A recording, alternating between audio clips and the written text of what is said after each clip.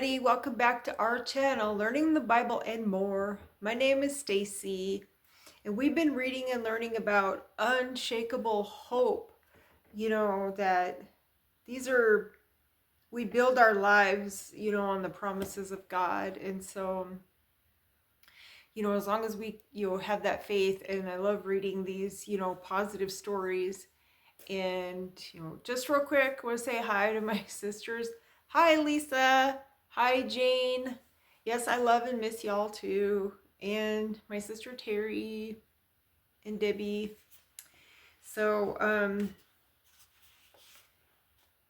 yeah, I've had like some medical stuff going on, but whatever. That's always a thing. Because now I have Derkham's disease, and it says that when you have Tarlov cysts, you can have Derkham's disease too. And so, yes, it can get in my brain. I can have seizures.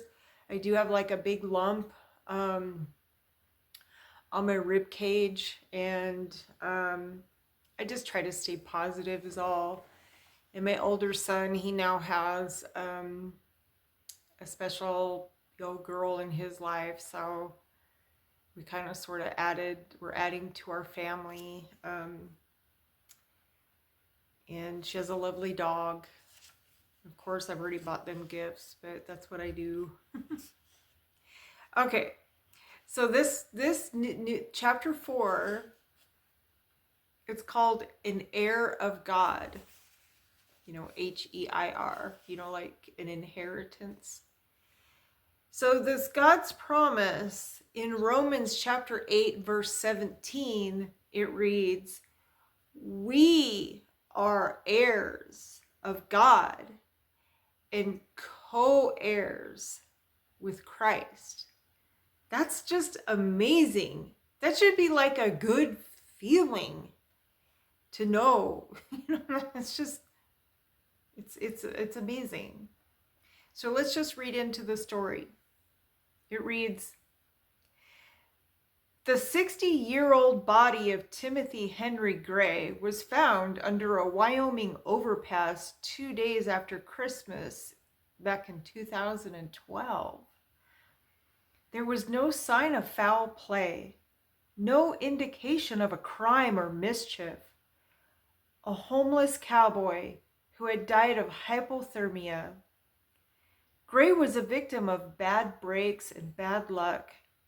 Except for this detail, he stood to inherit millions of dollars. Gray's great-grandfather was a wealthy copper miner, railroad builder, and the founder of a small Nevada town you might have heard of, Las Vegas.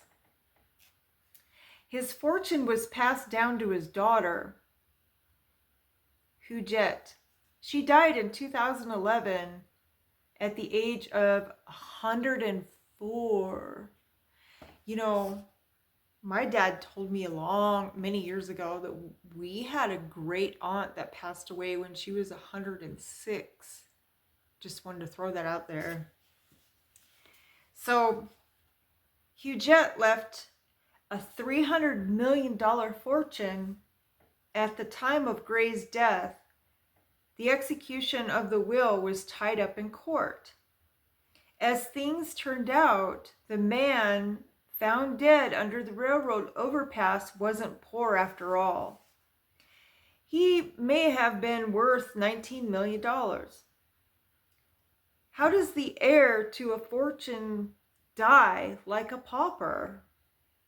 Surely Timothy Gray knew his family history. Was he in touch with his half-great aunt? Did it ever occur to him to investigate a potential inheritance? It would occur to me.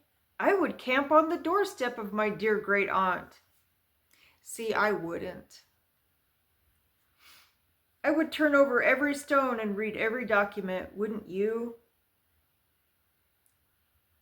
Not really. Just no. Because so what? You have a wealthy person in the family. Why would you? See, I don't always agree with a lot of things, if you noticed. So we'd make it our aim to access our inheritance, wouldn't we? But do we? Let's talk about yours. Glistening in the jewel box of God's promises to you as a guarantee of your inheritance, you are an heir of God and co-heir with Christ. That was Romans 8. We just read that. You aren't merely a slave, servant, or saint of God. No. You are a child of God. You have legal right to the family business and fortune of heaven. The will has been executed. The courts have been satisfied. Your spiritual account has been funded. He has blessed you with every spiritual blessing in the heavenly places in Christ. You have everything you need to be everything God desires. Divine resources have been deposited in you. Need more patience? It's yours. Need more joy? Just ask for it. Running low on wisdom? Well, God has plenty. Put in your order. Your Father is rich. Yours, O Lord, is the greatness, the power, the glory, the victory, and the majesty. Everything in the heavens and on earth is yours, O Lord, and this is your kingdom. We adore you, the one who is over all things. You will never exhaust his resources. At no time does he wave away your prayer with, "Come back tomorrow. I'm tired, weary, depleted." God is affluent, wealthy in love, abundant in hope, and overflowing in wisdom. No eye has seen, no ear has heard, and no mind has imagined what God has prepared for those who love him. Your imagination is too timid to understand God's dream for you. He understands with you on the eastern side of the Jordan River. He gestures at the expense of Canaan, and he tells you what he told Joshua. Be strong and of good courage, for this is your inheritance. People of the promise, believe in the abundance of supernatural resources. Don't we need them? Are we not prone to depletions? How often do you find yourself thinking, I'm out of solutions, or there's no way this will work? I can't fix this. I recently spent a better part of an hour reciting the woes of my life to my wife. I felt overwhelmed by commitments and deadlines. I'd been sick with the flu. There was tension at the church between some coworkers. I'd just returned from an international trip, and jet lag was having its way. We'd received word of friends who were getting a divorce. And then, to top it off, I received a manuscript from my editors that was bloody with red ink. I actually looked for a chapter that didn't need a rewrite. There wasn't one. It was a train wreck. If you would have read my mind, you would have thought you were pursuing the textbook for Pessimism 101. My work is vain. I'm going to move to the Amazon jungle and live in a hut. I don't have what it takes to be a writer, minister, encourager, human being. After several minutes, Denelyn interpreted me with a question. Is God in this anywhere? I hate it when she does that. What had happened to me? I was focusing on my resources. I wasn't thinking about God. I wasn't consulting God. I wasn't turning to God. I wasn't talking about God. I'd limited my world to my strength, wisdom, and power. No wonder I was in a tailspin. For much moments, God gives this promise. We are heirs, heirs of God and co-heirs with Christ. The cronies of dismay, gloom, dejection have no answer for the promise of inheritance. Tell them, my Lord will help me. Strength is on the way. The gauge may be bouncing on empty, but I will not run out of fuel. My Father will not allow it. I am a child of the living and loving God, and He will help me. This resurrection life you received from God is not timid. It's adventurously expectant, greeting God with a childlike, "What's next, Papa?" God's Spirit touches our spirits and confirms who we really are. We know who He is, and we know who we are, Father and children. And we know we are going to get what's coming to us, an unbelievable inheritance. To Timothy Gray, we would have said, "Hey, Mr. Gray, you are a descendant of wealth, an heir to a fortune. Get out from under this bridge and make your request." To us, the angels want to say, "Hey, Lucedo, yeah, you with the rotten attitude, you are an heir to the joy of Christ. Why not ask Jesus to help you? And you, Mr. Without a Clue, aren't you an heir to God's storehouse of wisdom? Solicit some guidance. Why don't you? Mrs. Worrywart, why don't you let your fears steal your sleep? Jesus has an abundance of peace. Are you not a beneficiary of God's trust fund? Put in your request. Understand your place in the family. You come to God not as a stranger, but as an heir to the promise. You approach God's throne, not an interloper, but as a child in whom God's Spirit dwells. One of the most famous stories in the Bible has to do with inheritance.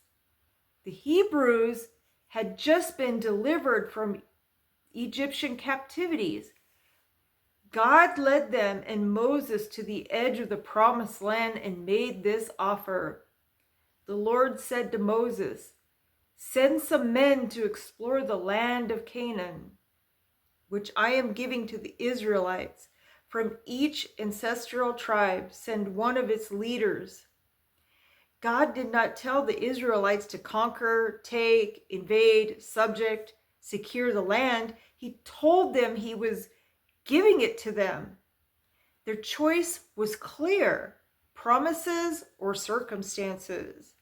The circumstances said, "No way, stay out. There are giants in the land." God's promise said, "The land is yours. The victory is yours. Take it." All they had to do was trust His promise, despite the circumstances, and receive the gift. But they didn't. It was a bad decision with a 40-year probation penalty. God left them to wander in the wilderness for a generation until a new breed of followers surfaced. You know, doesn't that kind of sound familiar? Especially in America. Think about it. We should be thanking God for President Trump. It's like he's cleaning up at least 50 years worth of disasters. So people, please wake up and know this. And so, we're just taught to pray for our leaders. And so Joshua was the leader of that generation. See? Upon the death of Moses, God reissued the promised land offer. After the death of Moses, the servant of the Lord said to Joshua, son of Nun, Moses' aide, Moses, my servant, is dead. Now, you and all these people get ready to cross the Jordan River into the land I am about to give to them, to the Israelites. I will give you every place where you set your foot, as I promised Moses. And that's in Joshua chapter 1, verse 1 through 3. And so we typically think of Joshua as taking the land. It's more precise to think of Joshua as taking God at his word. Joshua took the land for sure, but he did so because he trusted God's promise. The great accomplishment of the Hebrew people was this: they lived out of their inheritance. In fact, the story ends with this declaration. Then Joshua dismissed the people, each to their own inheritance. Is that to say that they had no challenges? The book of Joshua makes it clear that wasn't the case. The Jordan River was wide. The Jericho walls were high. The evil inhabitants of Canaan were not giving up without a fight.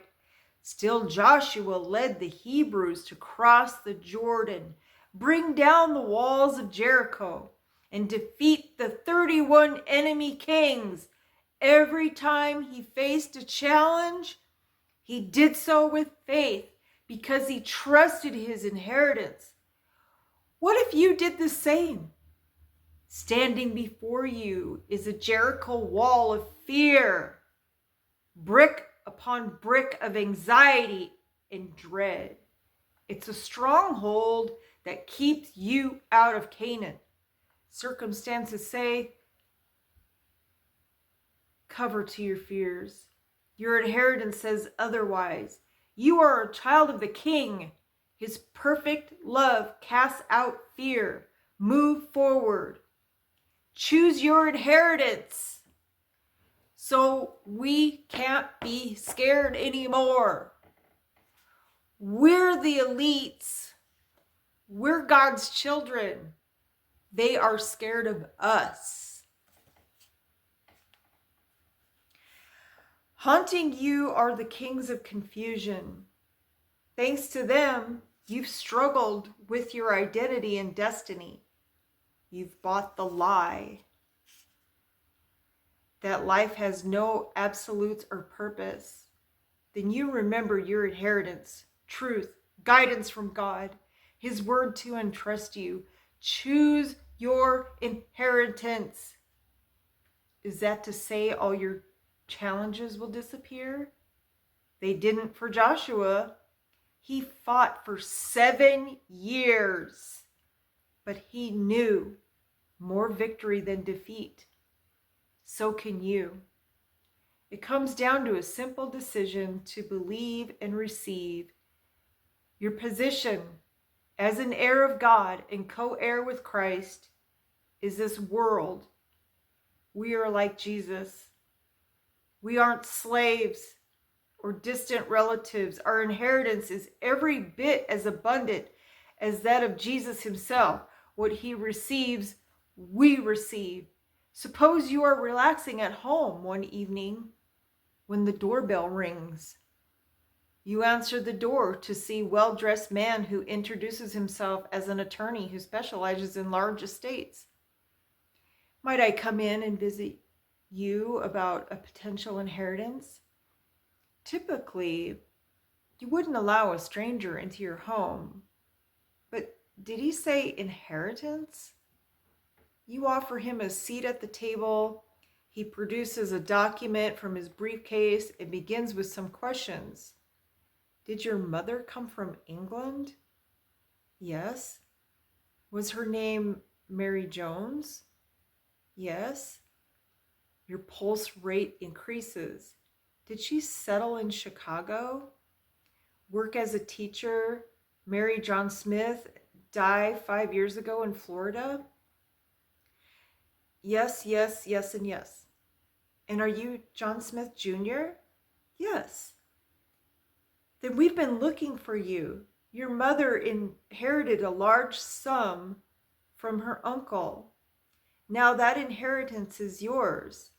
"It is?" "Yes." "You think I can buy those new shoes at Dillard's? It is quite sizable. Maybe I should go to Nordstrom. Probably more than you could imagine. Okay, Saks Fifth Avenue?" That's his way of asking, how much money did I inherit? "You've inherited a gold mine in South Africa. It will take several years to work out all the inheritance, but in the meantime, here is a down payment, $20 million. Maybe I will buy Saks Fifth Avenue." "If that is the down payment, what is the entire inheritance going to be worth?" "That, my friend, is the people, the promise question. You are in an heir with Christ of God's estate. He will provide what you need to face the challenges of life. He certainly did for Diet Eamon. Early in the morning hours of May 10th, 1940, she awoke to what sounded like the beating of rugs. As the popping continued, the 20-year-old Dutch girl climbed out of bed and scrambled with her parents to the front lawn. German planes buzzed through the sky and rained bullets upon The Hague. Hitler had assured the people of the Netherlands that he would respect their neutrality. That became yet another of his broken promises. After getting back inside, the family turned on the radio and heard, "We are at war. German paratroopers have landed." Diet immediately thought about her boyfriend Hein. The two had much in common. Both were raised in Christian homes. Both were loyal to their homeland, and both were incensed at the German oppression of the Jews. Not all Dutch beliefs were. Some advocated for a plan to avoid conflict and trust the will of God. But for Hein and Diet, the will of God was clear. Hein knew the Mein Kampf message. He told Diet, "Hitler, so full of hate, he's going to do something terrible." The end of 1941, the Nazis required Jews to wear yellow stars and banned them from travel. Many were receiving deportation notices to Germany. Gee, that sounds familiar from just a few years ago. Didn't a certain somebody want us to wear have a card to show that you got that jab? Diet was contacted by a Jewish man who asked for the assistance. She and Hein knew that the risk to them was great. If they were caught, it could mean death. But they helped him anyway and arranged for him to go to Friesland to live with a farmer until the war was over. What began as assistance to one man grew to a plan to help others. The stakes grew higher and higher. Haynes spoke of contingency plans of what to do if he was arrested. In one such conversation, Diet sensed an inner voice saying, "You'd better have good luck at him." 3 days later, on April 26, 1944, he was arrested and carried off to prison. Diet alerted her appearance and identification. Her tactics were not enough. Within a few weeks, she found herself in prison as well. Where her only hope was the promises of God. One day she used a bobby pin and scratched the words of Jesus into the prison's brick wall. "Lo, I am with you always, even unto the end." A few weeks later, she, along with many other prisoners, was moved to a concentration camp. There were few rations and no soap. towels, or toilet paper. At times, she wondered if she was losing her mind. When she was finally given a hearing, she rehearsed the stories she would tell the Nazis, and she clung to two promises she remembered from Scripture.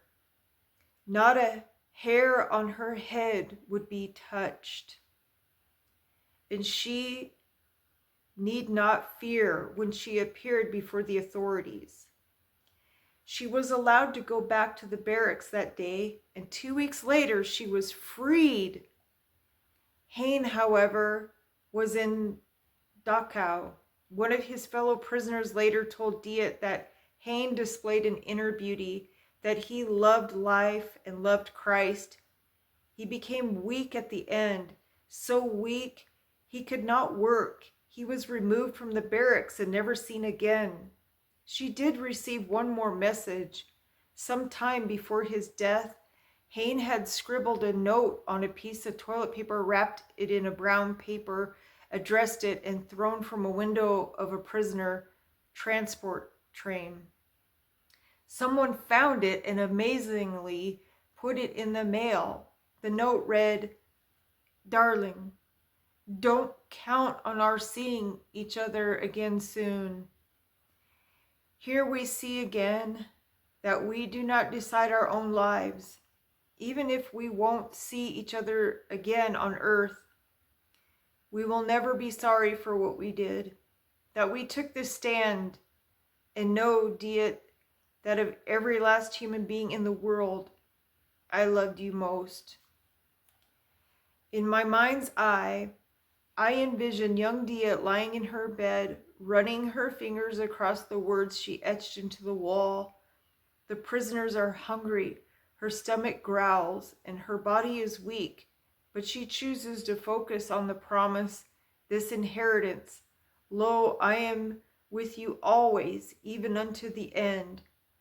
I tried to imagine the sight of Hain and Dachau. Men with skeletal frames roam about from prison yard. The scent of death is in the air, and Hain knows his time is short. In what must have been the final opportunity to write, he dips a pen in the inkwell of hope and scribbles, "We will never be sorry for what we did." Where did this couple quarry such courage? Where did they find their hope? How did they avoid despair? Simple. They trusted God's promises. What about you? What message are you carving on the wall? What words are you writing? Choose hope, not despair. Choose life, not death. Choose God's promises. You don't have to sleep under the overpass anymore. You are a new person. Live like one. It's time for you to live out your inheritance. That's amazing and so very true. And so when we come back next, we'll be on chapter 5. It's about how your prayers have powers. And boy, oh boy, do they ever. So I hope you like these stories. They're just so fun and they're just really inspiring. And they are reminders, especially where we come from and who we come from. Remember, even if I have to post it, the scientists have found Yahweh, our God gene in our DNA. It's built in us. And I just think that's so amazing. And so remember to always put God first. He does wait for us to reach out to him, repent. He answers our prayers when the timing is right. His timing. It's God's timing. So have a good day, and I'll see you again. To be continued.